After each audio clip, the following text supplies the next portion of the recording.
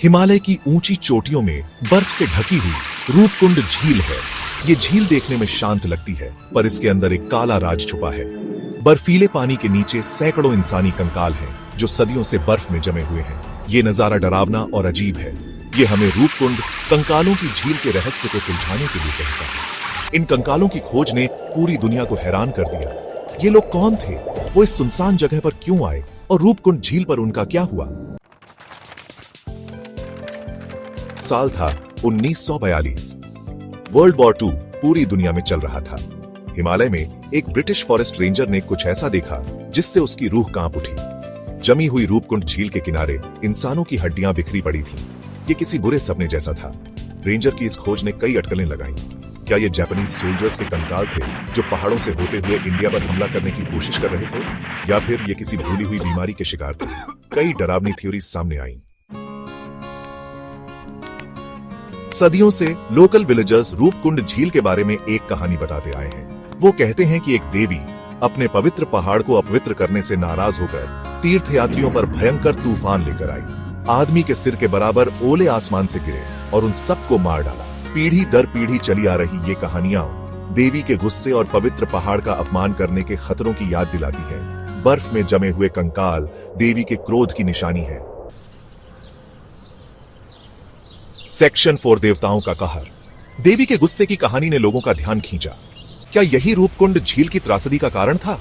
सैकड़ों लोग एक भयानक ओलावृष्टि में फंस गए। उनके शरीर बर्फ के टुकड़ों से घायल हो गए। ये सोचकर ही रूह कांप जाती है। इतने सारे कंकाल देखकर इस आपदा का अंदाजा लगाना मुश्किल है। क्या ये कोई तीर्थ यात्रा थी जो गलत हो गई, या फिर ये लोग किसी भयानक प्राकृतिक आपदा का शिकार हो गए? सेक्शन 5 साइंस ढूंढता है जवाब। इस खोज के बाद साइंटिस्ट ने रूपकुंड झील के रहस्य को सुलझाने की कोशिश की। डीएनए एनालिसिस और रेडियोकार्बन डेटिंग जैसी मॉडर्न टेक्निक्स का इस्तेमाल करके उन्होंने कंकालों की कहानी को जोड़ना शुरू किया। नतीजे हैरान करने वाले थे। उन्होंने पाया कि ये कंकाल एक नहीं बल्कि 2 अलग अलग ग्रुप्स के लोगों के थे। एक ग्रुप छोटे कद के लोगों का और दूसरा ग्रुप लंबे कद के लोगों का। उनकी ओरिजिन साउथ एशिया और मेडिटेरेनियन रीजन से थी। रहस्य और गहरा हो गया। सेक्शन 6 रहस्य बना हुआ है।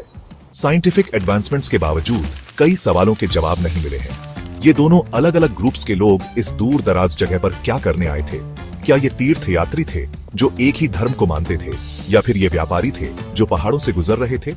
कई थ्योरीज हैं जो उनकी यात्रा के पर्पस पर लाइट डालने की कोशिश करती है।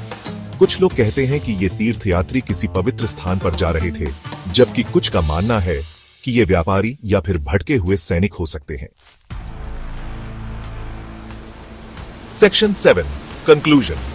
एक अनसुलझी पहेली। रूपकुंड झील का रहस्य आज भी हमें हैरान करता है। साइंटिफिक फाइंडिंग्स ने लोगों की आइडेंटिटी और ओरिजिन के बारे में कुछ जानकारी दी है, लेकिन रहस्य और गहरा हो गया है।